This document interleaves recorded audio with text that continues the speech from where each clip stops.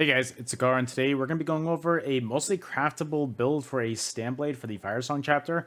I think that this build is honestly really strong, and it surprised me with how well it did. I was kind of expecting a middle of the road build, but I kind of ended up with something that was above average, and I really thoroughly enjoyed playing this all day. I could not get enough, and I just kept on playing and playing and playing. I was really enjoying it. So I hope that you guys enjoy too. I just wanted to say thank you guys so much. We were trying to hit a goal of 3,500 subs before the end of the year, and we kind of made it. So thank you so much to everybody who did sub. If you're not subbed, hey, we got to get to that 4K mark, so I would appreciate it, but no pressure. But guys, that's it from me. Let's move on with the video. I hope you guys enjoy, and yeah, let's get on with it.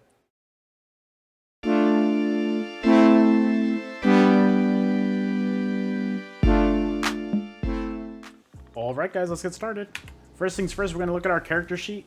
We definitely want to be Khajiit on our Nightblade. I think Khajiit is overall the best race for any Nightblade right now. Getting that crit damage on there is so important, and Khajiit is the best way to buff that as much as possible. I definitely recommend going this way. I couldn't really see a better alternative as far as race goes. As far as our attributes go, we're going to have 34 points into magic and 15 points into health, with another 15 points into stamina to round out our max stats as 21.5k max magic, 29.1k max health, and 17.7k max stam. I feel like that's more than enough on everything. We're kind of hybridized on this build, so we use a lot of each resource. So I think this is a great way to kind of keep it so that we're not really running out of our resources on any particular stat. And I also have the stem bug right now, so it's not actually 0, it's just bugged. Don't worry, our stem recover is plenty, you will see. Our Mundus is going to be the Shadow to increase our critical damage and healing by 13%. Our food is going to be the Orzorga Smoked Bear Haunch to increase our max health by 4,300 and our stamina and magic recovery by 369. And then, as always, we're going to be Vampire Stage 3. This is going to be the best way to increase our tankiness when we're at lower health. That Undeath passive that you get with this is absolutely critical, and you need it, in my opinion.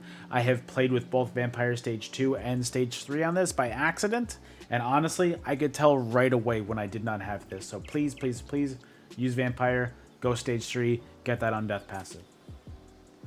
As far as our gear goes, we are going to not have any kind of monster sets on this. So the way we're going to break it down is we're going to have a 3-piece Adept Rider on this. We're going to be doing a heavy helmet in Reinforced. The reason why we're doing Adept Rider is because the 2 and the 3-piece bonus we get is armor. And it is honestly the best 3-piece that we can get for a build like this. It keeps our tankiness up a lot. So I like this. Again, heavy Reinforced helmet. Our shoulder is going to be medium Adept Rider in Divines. And then our feet is going to be the medium Adept Rider in Divines as well. One of our other sets is going to be Curus of the Night Mother in the Reinforced trait with our heavy chest piece. So the reason why we're doing this is because the 2-piece gives you crit chance, 3-piece weapon spell damage, 4-piece crit chance, and the 5-piece is when you deal critical damage, you apply major breach to an enemy, reducing their physical and spell resistance by 6k for 4 seconds. That is absolutely massive. You hit so hard on Nightblade. So really being able to line up that 4-second burst window, honestly, you're kind of applying this very, very, very often. It is definitely necessary to put major breach on your enemies and really lower their resistances. You are hitting like an absolute truck with this. I love it so much. Our belt is going to be medium Wretched Vitality in the Well-Fitted trait. We're doing Wretched Vitality as our back bar set. The 2-piece gives you magic and magic recovery, 3-piece stamina recovery, 4-piece weapon and spell damage, and the 5-piece is basically the best way to put this is while you're in combat, applying a major buff or debuff grants you 260 magic and stamina recovery, while also a minor buff or debuff gives you 130 magic and stamina recovery. So there's a lot of abilities that you use a major or minor buff. So that's basically an extra 400 magic and stamina recovery at all times with this. And that's not counting your extra 2 in your 3-piece. So that's about, what, 530 magic and stamina recovery? That is so much. I really can't stress enough how amazing this is, especially in the hybridized meta where you use both magic and stam. I love it so much. This is a great backbar set, and it's easily craftable too. Our hands are going to be medium Wretched Vitality in Divines. And then our legs are going to be heavy Night Mother in Reinforced. and all of our glyphs are going to be prismatics. Our jewelry is going to be triple infused, as we can see, all weapon damage enchantments. Our necklace is going to be Wretched Vitality. Our ring is going to be Night Mother, and our mythic on this build is going to be Markin. The reason why we're using Markin is because we have 3 pieces active at all times. So we're going to be gaining 300 weapon and spell damage, and on top of that, 3471 armor. And I think that is absolutely massive. That's so much extra weapon and spell damage and armor. You are so tanky because of that. And I really think that this is one of the best builds that we've been able to come up with because of that. So it is really helpful for Nightblade, because Nightblade is usually squishy, but this is a great way to counteract that. Our weapons are going to be dual wield axes. Our main hand is going to be Nirnhoned with a shock damage glyph on it. And our offhand is going to be sharpened with a poison damage glyph on it, both Night Mothers. And the reason why we're using axes is to get our critical damage up. Our back bar is going to be an Ice Staff of Wretched Vitality with a weapon and spell damage increase enchant on it in the defending trait to increase your resistances. You want to use Ice Staff because there is a passive that increases the amount you can block with Ice Staff, and it is honestly a great way to get magic back if you ever need it to. As far as our skills go, our front bar set, our skills are going to be Concealed Weapon. This is going to be your main spammable. It hits like an absolute truck and does so many different abilities. You are gaining Minor Expedition when you have this. When you leave Sneak, Invisibility, or Major Expedition while you're in combat, your damage done is increased by 10% as well, which you are doing that quite often because one of your abilities gives you Major Expedition, so you are hitting a lot harder. We're also going to be using Camo Hunter on this build to increase our Major Savagery and Prophecy, increasing our weapon and spell crit by 2,600. And also you're going to be dealing Minor Berserk when you deal damage from the enemy's flank, so do not sleep on that. Always try to get that Minor Berserk up. And then Power Extraction, we kind of use this as an AoE when somebody's roll dodging or something, or just like a little bit of extra burst damage. But for the most part, we are mainly using this because this ability gives us Major Brutality and Minor Courage. It's going to increase our weapon and spell damage by 20%.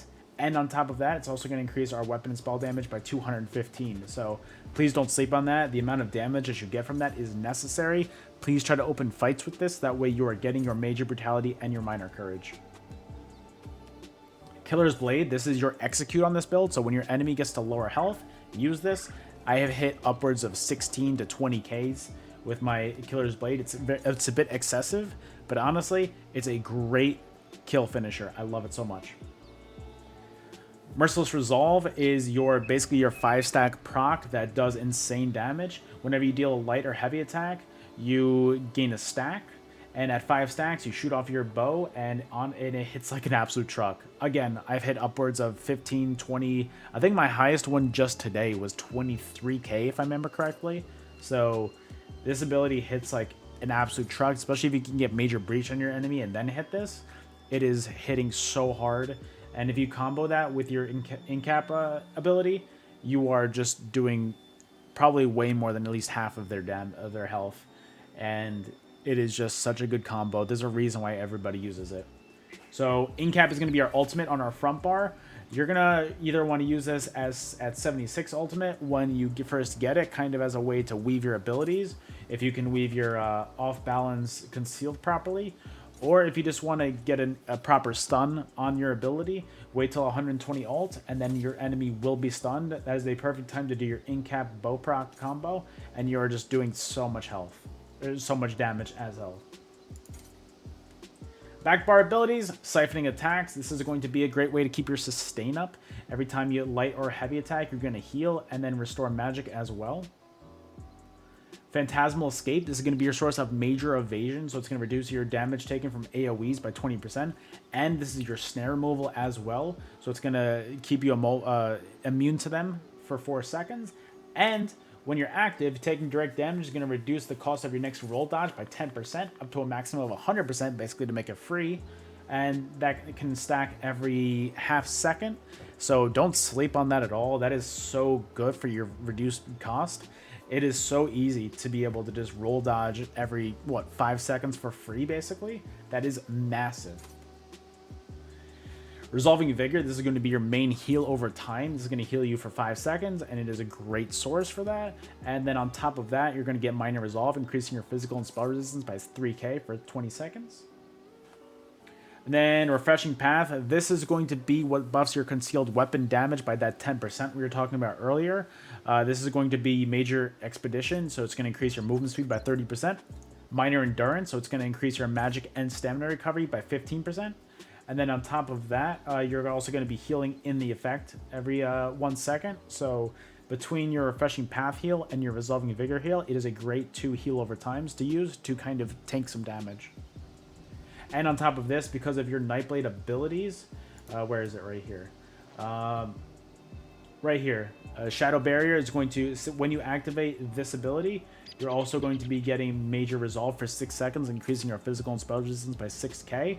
So you definitely want to keep that up as much as possible. So the duration for this, since I have 3 pieces of heavy on this build, it's going to be 10.5 seconds.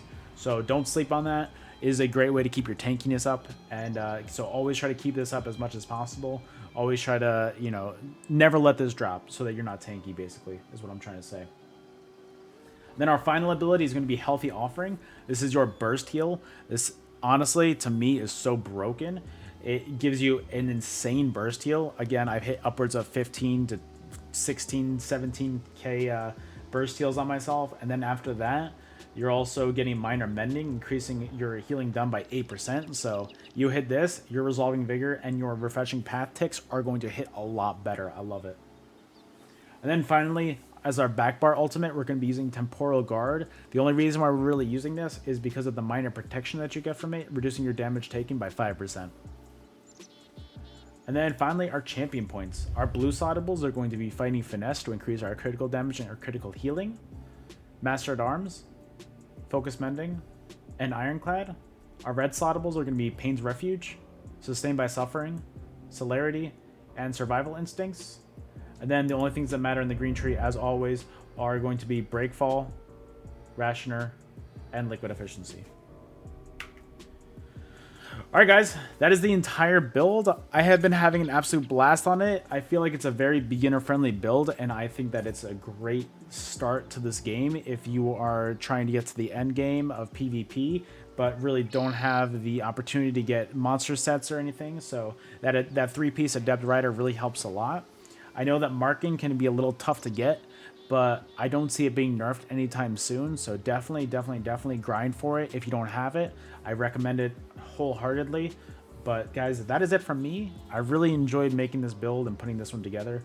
I hope that you guys can see that in my enthusiasm for this build. I really believe in this one a lot. So guys, thank you so much for being here. If you're not yet, please subscribe to the channel. It's free and it helps me out so much. We passed 3,500 subs, and guys, that is absolutely huge to me. I really appreciate that. Last thing before we sign out, if you want to see builds like this live in action, I stream 5 days a week over at twitch.tv/Sekaar, where the link will be in the description. So guys, come on, check it out, and you know, say that, hey, I came from your YouTube. That's awesome. But guys, that's it from me. I hope you guys enjoyed the video, and I'll catch you guys on the next one. Later.